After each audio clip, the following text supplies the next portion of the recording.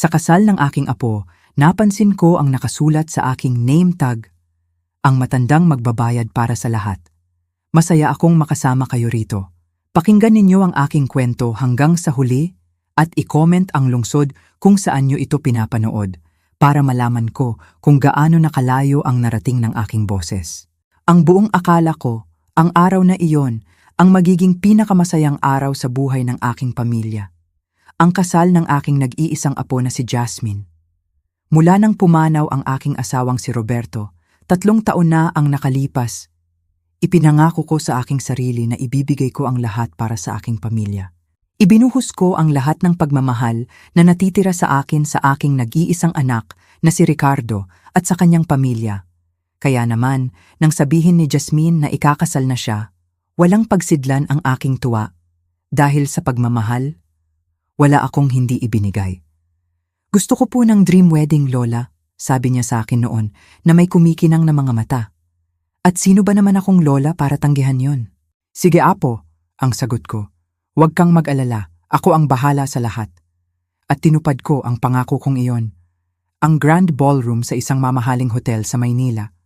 Ako ang nagbayad. Ang halaga? 2,500,000 piso. Ang kanyang napakagandang wedding gown na gawa ng isang sikat na designer. Ako ang bumili. Ang masasarap na pagkain na pinagsaluhan ng daan-daang bisita. Sagot ko lahat. Mula sa bulaklak hanggang sa banda, bawat sentimo galing sa perang pinaghirapan namin ni Roberto. Galing sa pondong dapat sana ay para sa aking pagtanda. Pero hindi ko inalintana ang gastos. Hindi ko inisip ang pera. Dahil para sa akin, ang bawat pisong inilabas ko ay isang patak ng aking pagmamahal.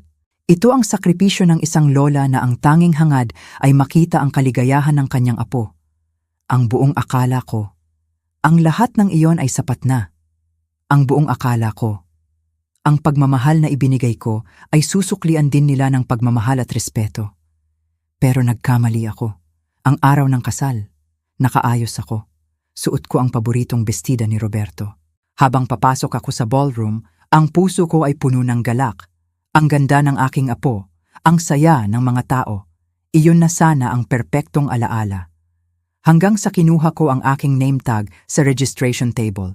Isang magandang dalaga ang ngumiti sa akin. Heto po, Ginang Reyes, sabi niya.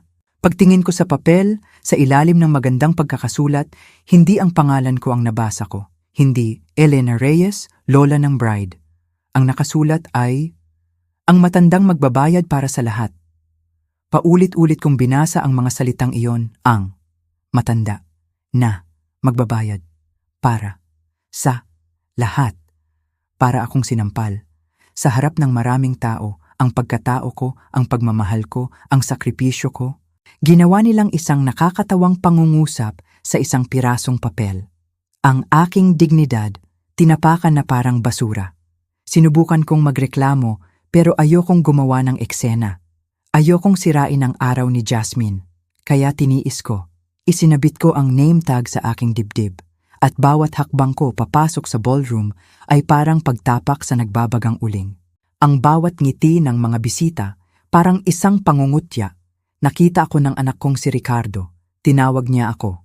Ma, halika! Sabi niya, masaya, at ipinakilala niya ako sa kanyang mga kaibigan. Si Mama po, sabi niya, sabay tawa. Ang aming walking bank account. Doon, sa harap ng lahat, tinawag niya akong pabigat. Hindi, mas malala pa. Hindi pabigat. Isa akong makina ng pera, isang ATM.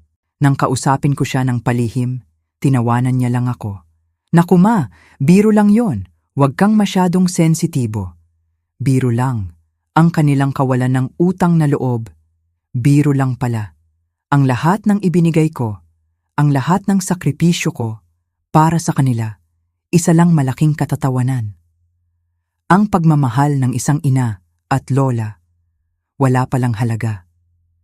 Pinalayas nila ang aking dignidad, hindi gamit ang sigaw, kundi gamit ang tawa.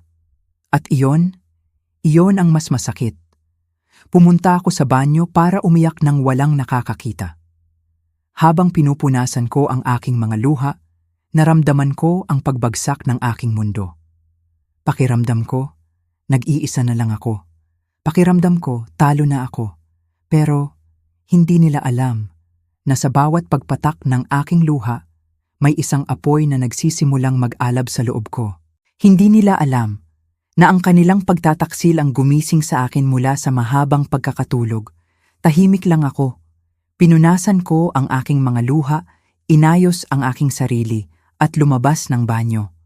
Ngunit hindi na ako ang parehong Elena na pumasok doon. At higit sa lahat, may isang bagay silang hindi alam. Isang lihim. Isang lihim na iniwan sa akin ng yumaong kong asawa. Isang huling alas na itinago niya para sa isang araw na tulad nito. Isang pirasong papel na mas makapangyarihan pa sa lahat ng perang ibinigay ko sa kanila. Isang dokumento na kayang-kayang bawiin ng lahat. At higit pa, hindi pa tapos ang kwento. Sa katunayan, dito pa lang ito nagsisimula. Akala nila, isa lang akong matandang mahina na madaling lokohin at pagkakitaan. Akala nila, hawak nila ako sa kanilang mga palad. Ngunit darating ang araw ng singilan. Darating ang araw na ang gulong ng buhay ay iikot. Ang karma na matagal nilang itinanim ay aanihin din nila. Malalaman nila kung ano ang tunay na kahulugan ng salitang pagbabayad. At sa pagkakataong iyon, hindi na ako ang magbabayad, sila. Makikita nila, luluhod sila sa akin, hihingi sila ng tawad, pero baka huli na ang lahat para sa kanila.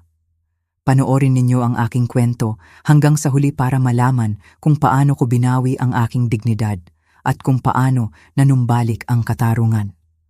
At kung naranasan mo na ang pakiramdam na maging dayuhan sa sarili mong tahanan, kung daranas na mo nang ibigay yung lahat pero kulang pa rin, i-like at i-share mo ang video na ito.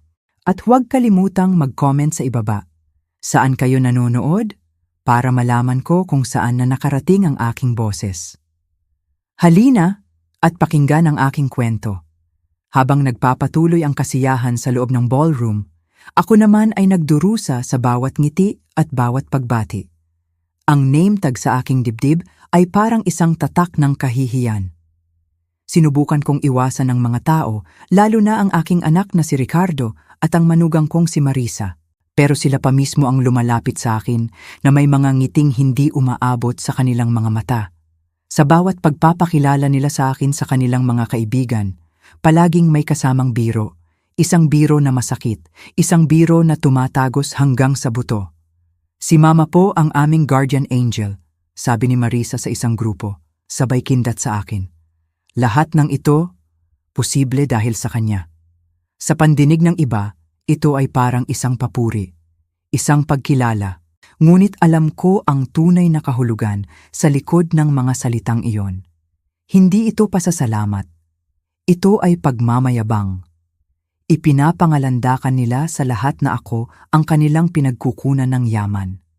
Na ako ang dahilan kung bakit sila nakatayo roon, nakasuot ng mamahaling damit at naghahanda ng isang marangyang handaan. Hindi ako isang ina. Isa akong tropeyo.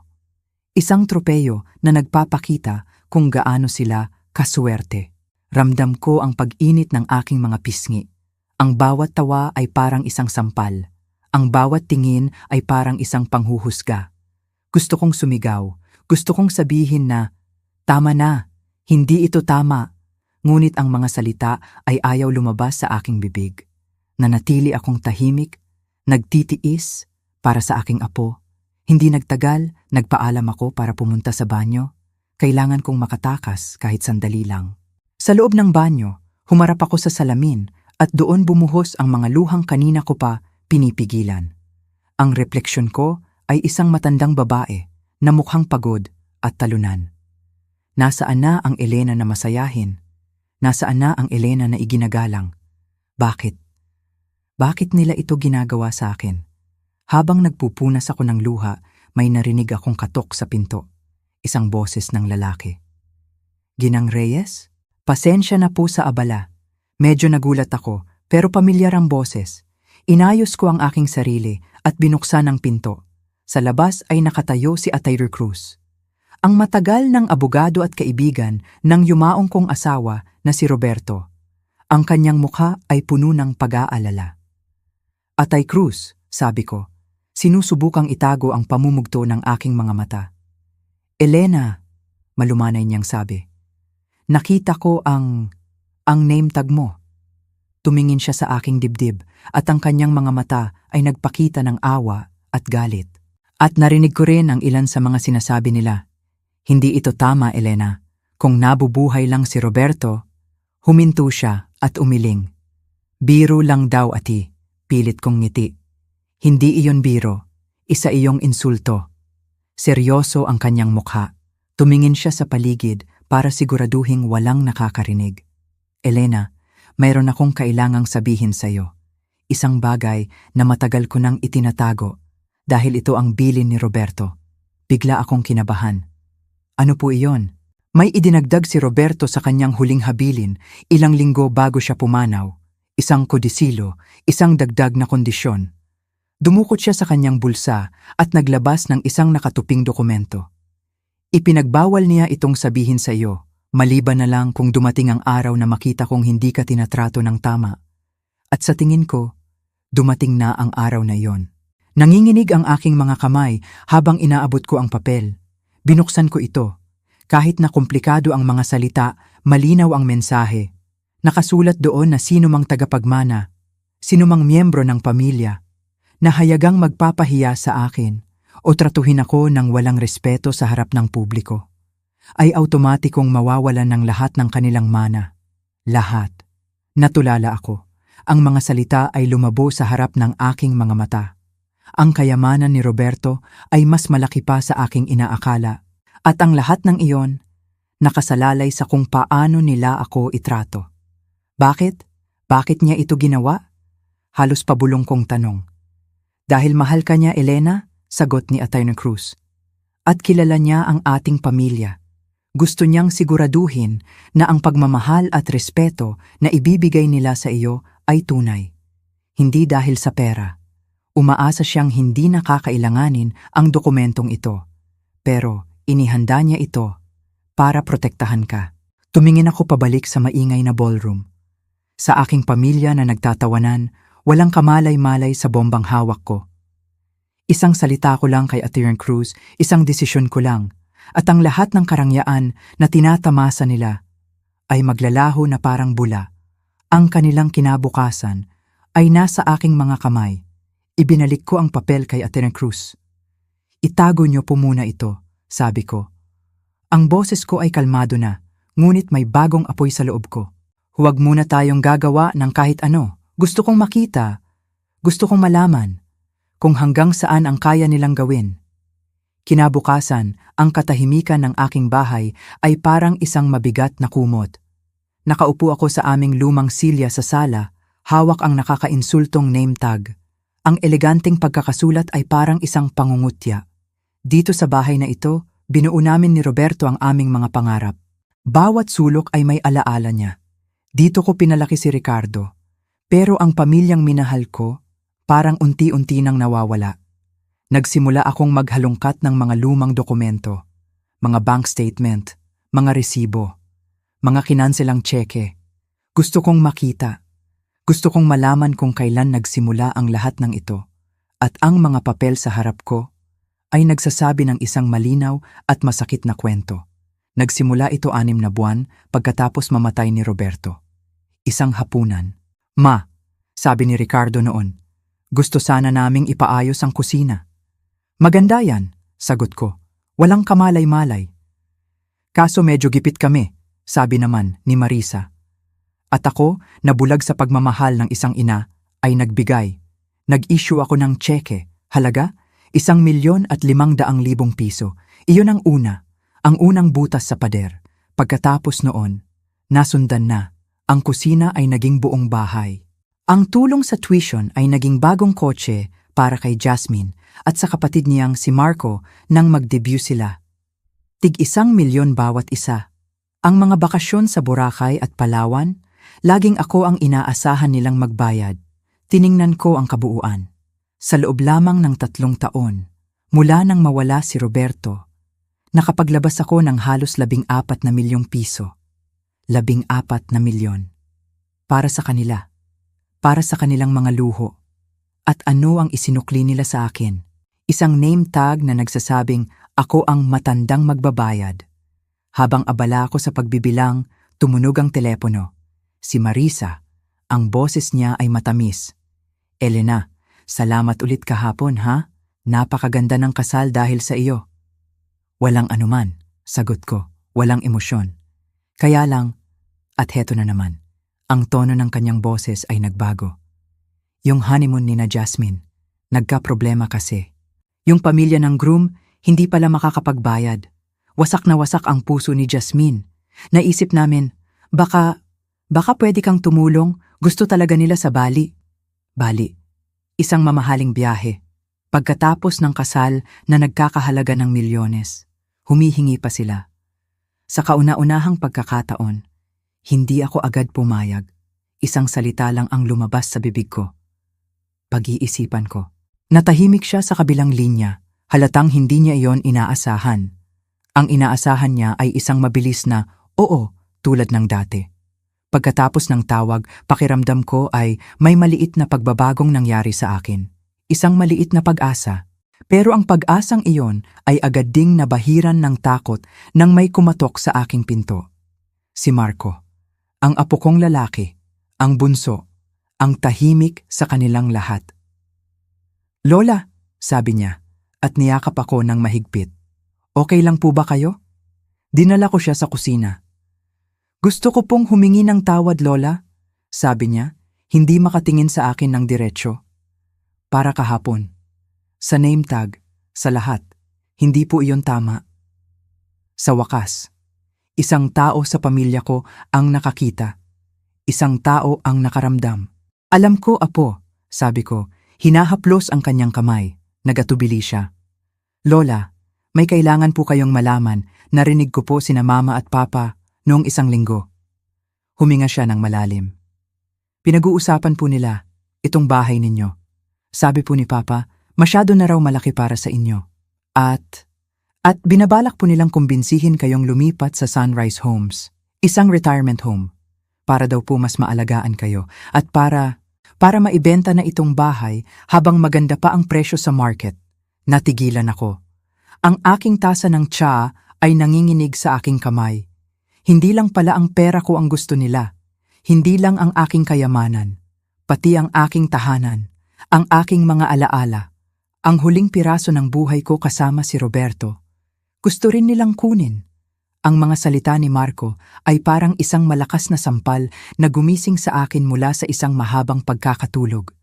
Ang bahay na ito, ang bawat sulok nito ay may kwento.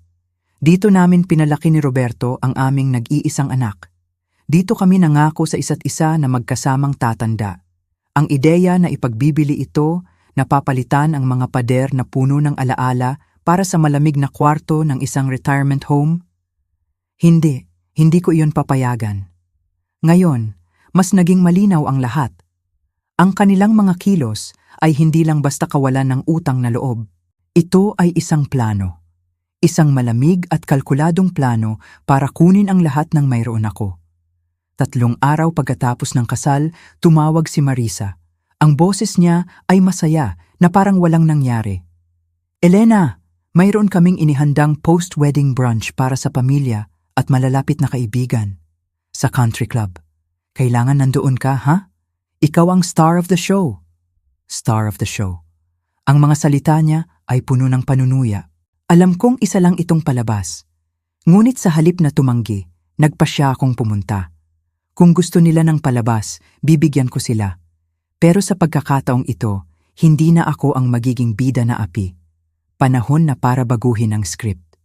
Dumating ako sa Oak Ridge Country Club na suot ang isang simple, ngunit eleganteng puting pantsuit.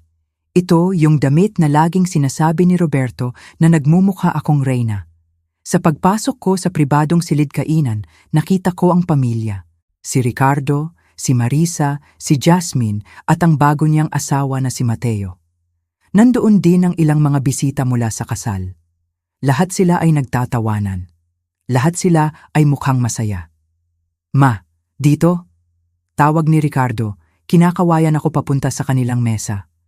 Inilagay nila ako sa isang upuan sa dulo katabi ang mga magulang ni Mateo na halos hindi ko pa kilala.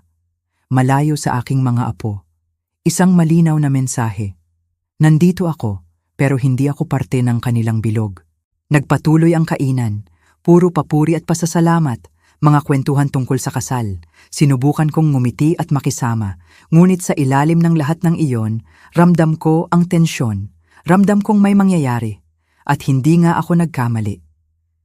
Sa kalagitnaan ng brunch, kinalimbang ni Marisa ang kanyang baso gamit ang isang kutsarita para makuha ang atensyon ng lahat. Tumayo siya na may isang matamis na ngiti. Gusto naming magpasalamat sa inyong lahat sa pagpunta, simula niya. At syempre, isang espesyal na pasasalamat sa pinakamabait na lola sa buong mundo, si Lola Elena. Lahat ng mata ay napunta sa akin. Pilit akong ngumiti.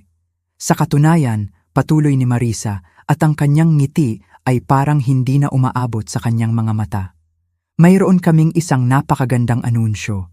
Dahil sa kanyang walang katapusang pagmamahal at kabutihang loob, si Lola Elena na po ang magpopondo sa dream honeymoon nina Jasmine at Mateo sa Bali. Isang malakas na palakpakan ang sumunod. Ang aking tasa ng kape ay natigilan sa ere. Ang buong mundo ko ay parang huminto. Hindi ako makapaniwala sa aking narinig. Inanunsyo niya sa harap ng lahat. Inilagay niya ako sa isang sitwasyon kung saan hindi ako makakatanggi. Isang pampublikong bitag. Tumingin sa akin si Ricardo, naghihintay na ngumiti ako at tumango. Ma, sabi niya, na may pahiwatig na, sumakay ka na lang. Ngunit sa sandaling iyon, isang bagay sa loob ko ang naputol. Ang huling hibla ng aking pasensya. Ang huling piraso ng aking pagtitimpi. Dahan-dahan kong ibinaba ang aking tasa ng kape. Tiningnan ko si Marisa nang diretso sa mata. Ang aking boses ay kalmado, ngunit matatag at malinaw. Ito ang unang beses na narinig ko ang tungkol diyan, sabi ko. Ang palakpakan ay biglang tumigil. Ang mga ngiti sa mukha ng mga tao ay nawala. Ang katahimikan sa loob ng silid ay nakabibingi. Tumingin si Jasmine sa akin, ang kanyang mukha ay nagpapakita ng pagkalito at hiya. Ang kanyang asawa na si Mateo ay nakatitig lang sa kanyang plato. Pero napag-usapan na natin ito kahapon, di ba? Sabi ni Marisa na may pilit na tawa. Ang kanyang boses ay nanginginig na. Naalala mo? Sabi mo pag-iisipan mo? Tama, sagot ko. Sinabi kong pag-iisipan ko. At hanggang ngayon, pinag-iisipan ko pa rin. Ang aking mga salita ay parang mga bato na bumagsak sa tahimik na silid. Lumapit si Ricardo at bumulong ng malakas para marinig ng mga katabi namin. Ma, ano ba? Huwag kang gumawa ng eksena. Nasabi na namin sa kanila na pwede na nilang i-book ang biyahe. Naramdaman ko ang pag-akyat ng galit sa aking dibdib. Pero hindi ako sumigaw. Tiningnan ko ang mga magulang ni Mateo. Naiintindihan ko na dapat kayo ang sasagot sa honeymoon. Tama po ba? Magalang kong tanong. Ang ama ni Mateo ay hindi mapakali. Nagkaroon lang ng problema sa negosyo. Mahina niyang sabi. Naiintindihan ko po, sabi ko, na may kabaitan sa aking boses. Nangyayari po talaga ang mga ganyan. Ngunit sa tingin ko, hindi tama na ipangako ang pera ng ibang tao nang wala ang kanilang pahintulot, hindi po ba? Walang nakasagot. Ang mukha ni Marisa ay namumula na sa galit at kahihiyan. Marahil, patuloy ko, sina Jasmine at Mateo ay maaaring mag-isip ng isang mas simpleng honeymoon. Isang bagay na abot kaya ng kanilang sariling bulsa. Sariling bulsa? Pasinghal na sabi ni Marisa, hindi na napigilan ang sarili. Paano naman ang bulsa mo? Alam ng lahat na malaki ang iniwan sa iyo ni Roberto. At doon, ipinakita niya ang kanyang tunay na kulay, ang inggit, ang pakiramdam na may karapatan siya sa pera ko. Ang aking sitwasyon sa pananalapi, Marisa, matatag kong sabi, ay hindi para sa pampublikong talakayan, at ganoon din ang aking mga desisyon sa paggastos. Biglang hinawakan ni Ricardo ang aking braso. Mahigpit, masakit.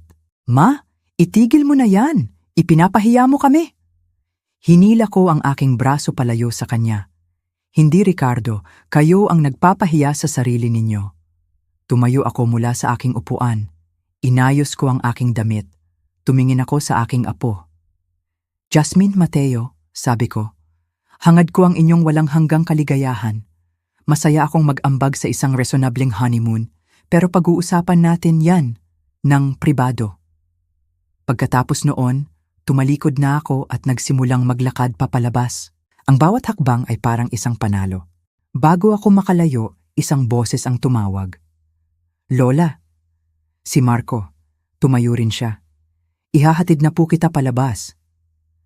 Sa lobby, malayo sa mga mapanuring mata, doon ko lang naramdaman ang panginginig ng aking mga kamay.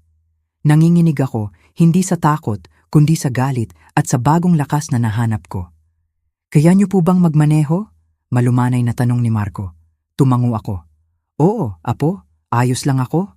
Dapat po ipagmalaki ninyo ang sarili ninyo, Lola, sabi niya. Kailangan ng malaking tapang para gawin ang ginawa ninyo. Tiningnan ko ang aking apo. Sa sandaling iyon, nakita ko sa kanya ang anino ni Roberto, ang kanyang kabaitan, ang kanyang prinsipyo. Gusto mo bang maghapunan sa bahay mamaya? Bigla kong tanong, ngumiti siya. Opo, Lola, gusto ko po yan. Nang gabing iyon, habang kumakain kami ng simpleng hapunan, sa kauna-unahang pagkakataon, nagkwento ako. Ikinuwento ko kay Marco ang lahat, ang mga hininging pera, ang unti-unting pagkawala ng respeto, ang sakit na naramdaman ko, hindi siya nagulat. Matagal ko na pong nakikita, Lola, malungkot niyang sabi. Pagkatapos mamatay ni Lolo, para po kayong naging, hindi ko alam, isang ATM. Tumango ako, iyon mismo ang salita. At lumalala po sila, sabi niya. Pagkatapos ay ikinuwento niya ulit ang narinig niyang plano tungkol sa pagbebenta ng aking bahay. Habang nag-uusap kami, biglang may tumunog na doorbell. Sumilip ako sa bintana. Ang kotse ni Ricardo. Nandito siya. At alam kong hindi siya naparito para makipag-ayos. Naparito siya para sa isang gulo. Hindi niyo po kailangang buksan, sabi ni Marco. Ang kanyang boses ay matigas na. Umiling ako. Hindi, apo. Tapos na ang pagtatago, panahon na para harapin ang lahat. Binuksan ko ang pinto. At doon, nakita ko ang galit sa mga mata ng aking sariling anak. Ang simula ng isang laban na matagal ko nang dapat sinimulan. Binuksan ko ang pinto, at ang galit sa mukha ni Ricardo ay parang isang madilim na ulap. Hindi na siya kumatok ulit. Pumasok siya ng dire-diretso na parang pag-aari niya ang bahay. Ang kanyang mga mata ay nag-aapoy. Anong klaseng palabas yun kanina sa brunch, ma? Sigaw niya, hindi man lang ako binate. At sa kanya nakita si Marco na nakatayo sa likod ko. Anong ginagawa mo rito? Tanong niya sa anak na may halong pagbabanta. Naghahapunan kasama si Lola, kalmadong sagot ni Marco. Isang bagay na dapat sana ginagawa niyo rin minsan nang hindi humihingi ng pera. Lalong nagdilim ang mukha ni Ricardo. Huwag kang makialam dito, Marco. Usapan namin ito ng lola mo. Hindi, matatag kong sabi. Ang boses ko ay hindi nanginginig. Kung mag-uusap tayo, Ricardo, dito lang si Marco. Pagod na ako sa mga palihim na manipulasyon ninyo. Ilabas na natin ang lahat sa lamesa. Naglakad si Ricardo paikot-ikot sa aking sala, parang isang tigre sa loob ng hawla. Pagod na rin ako sa ugali mo, ma. Una ang eksena sa brunch. Ngayon, malalaman ko na nilalason mo pa ang isip ni Marco laban sa amin. Umupo ako sa lumang silya ni Roberto, ang paborito niyang upuan, at mula roon, naramdaman ko ang kanyang lakas. Walang naglalason kaninuman, Ricardo, mahinahon kong sagot. Sinasabi lang namin ang katotohanan. Ang katotohanan ng mga nangyayari sa pamilyang ito simula nang mamatay ang papa mo. At ano aber yun? Hamon niya. Bago pa ako makasagot, si Marco na ang nagsalita. Ginagawa ninyong bangko si Lola, hindi tao. Ang name tag sa kasal. Ang pag-anunsyo sa honeymoon nang hindi nagtatanong. At ang pag-uusap ninyo tungkol sa pagbebenta ng bahay niya nang nakatalikod siya. Nanlaki ang mga mata ni Ricardo, hindi sa gulat, kundi sa galit na nahuli siya. Nag-i-espiya ka pala sa amin. Nagmamatsyag lang ako, sagot ni Marco. Isang bagay na sana ginagawa mo rin. Bumaling sa akin si Ricardo at biglang nagbago ang kanyang tono. Naging malambing. Ito yung boses na ginagamit niya kapag may kailangan siya. Ma, hindi mo naiintindihan. Tinutulungan ka lang namin na pamahalaan ang pera mo, hindi ka na bumabata. Ako ay 65 taong gulang, Ricardo, hindi 75, putol ko sa kanya. Ang isip ko ay matalas pa, at higit sa lahat, kaya kong pamahalaan ang sarili kong buhay. Nawala ang pekeng ngiti ni Ricardo. So, anong sinasabi mo? Puputulin mo na kami dahil lang sa isang hangal na biro ni Marisa sa name tag? Ang sinasabi ko, sabi ko, tumitig sa kanyang mga mata, ay mula ngayon, ako na ang gagawa ng sarili kong desisyon. Tungkol sa pera ko, tungkol sa bahay ko. Kung gusto ni na Jasmine ng honeymoon sa Bali, mag-ipon sila, tulad ng ginagawa ng karamihan. Kung gusto ninyo ni Marisa ng mas malaking bahay, magtrabaho kayo para doon. Tinitigan ako ni Ricardo na parang nagsasalita ako ng ibang lengguwahe. Hindi siya makapaniwala. Ang inang laging o lang nangamoo ay natuto ng magsabi ng hindi. Gusto kong makausap ang nanay ko, nang kami lang, sabi niya kay Marco. Dito lang ako, matatag na sagot ni Marco. Noon ko nakita ang pagkalkula sa mga mata ni Ricardo. Alam niyang kaya niya akong manipulahin kapag kami lang dalawa. Alam niyang gagamitin niya ang aking kalungkutan at ang pagmamahal ko sa pamilya. Ngunit sa pagkakaroon ni Marco, ang kanyang mga sandata ay naging inutil. Bahala kayo, sabi niya puno ng pagkasuklam. Naglakad siya papunta sa pinto. Pero hindi pa ito tapos, ma. Tandaan mo yan. Nang makaalis siya, napabuntong hininga si Marco. Pasensya na po, Lola. Para saan, apo? Wala kang ginawang masama. Dahil hindi po ako nanindigan para sa inyo ng mas maaga. Niyakap ko siya ng mahigpit. Naninindigan ka na ngayon, at iyon ang pinakamahalaga. Pagkatapos ng gabing iyon, isang bagay ang naging malinaw sa akin. Ang pagharap sa kanila gamit ang kodisilo ni Roberto ay magiging isang pagkakamali. Babaguhin lang nila ang kanilang pag-uugali dahil sa takot na mawalan ng pera, hindi dahil sa tunay na paggalang. Hindi. Hahayaan ko silang ipakita ang kanilang tunay na kulay. At habang ginagawa nila yon, tahimik kong babawiin ang aking buhay. Kinabukasan, tinawagan ko si Ataymer Cruz, ikinuwento ko sa kanya ang lahat, ang nangyari sa brunch. Ang pag-uusap namin ni Ricardo. Kailangan kong malaman ang lahat, Ataymer, sabi ko. Hindi lang ang tungkol sa kodisilo, ang lahat ng nasa huling habilin ni Roberto. Mas maganda kung mag-usap tayo ng personal, Elena, sabi niya. Nang hapong iyon, sa kanyang opisina, ipinakita sa akin ni Ataymer Cruz ang kabuuan ng yaman ni Roberto. Ang mga numero ay nakakahilo. Mga kumpanyang itinayo niya. Mga investment na lumago ng husto. Hindi ko alam, mahina kong sabi. Akala ko komportable lang tayo. Pribadong tao si Roberto pagdating sa pera, ngiti ni Ate Xo. Cruz, ayaw niyang magyabang. Lagi niyang sinasabi na pinakasalan mo siya noong wala siyang dala, kundi isang lumang kotse. Ayaw niyang maging isa ka sa mga babaeng puro designer bag lang ang alam. Natawa ako. Ganun nga si Roberto. Paano kung... Sumandal si Ataymer. Pag-alis ko sa kanyang opisina, meron na akong plano. Walang komprontasyon. Isang tahimik na pagbawi ng aking kapangyarihan. Una, tinawagan ko ang aking mga dating kaibigan na matagal ko nang hindi nakikita. Pagkatapos, dumaan ako sa community center at kumuha ng listahan ng mga klase. Matagal ko nang gustong magpinta. Siguro, ito na ang tamang panahon. Sa bahay, nagsimula akong mag-research tungkol sa mga business loan. Naisip ko ang pangarap ni Marco na magtayo ng isang bookstore. Ang isang tunay na investment sa kinabukasan ng aking apo. Iyon ang pinakamagandang gamit ng pera ko. Nang tumawag si Marisa, hindi ko sinagot. Hinayaan ko itong mapunta sa voicemail. Ang dating Elena ay sasagutin iyon agad, nag-aalala. Pero ang Elenang iyon ay unti-unti nang nawawala. Ang pumapalit ay isang babaeng nakikilala na ang sarili niyang halaga. Nang pakinggan ko ang voicemail, iyon mismo ang inaasahan ko. Alice, si Pamela ito. Nagkaroon lang yata ng hindi pagkakaunawaan. Iniisip namin ang kapakanan mo. Mag-dinner tayo para magkaayusan.